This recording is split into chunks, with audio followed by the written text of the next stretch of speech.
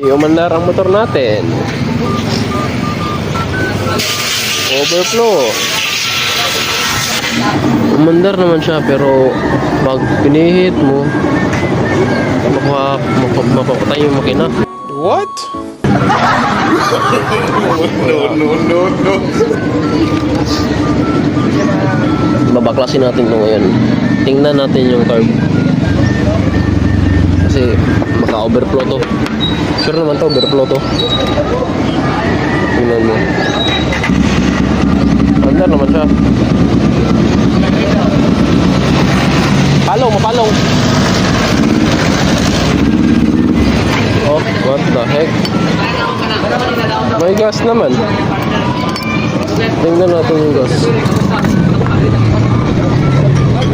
May gas naman. Marami.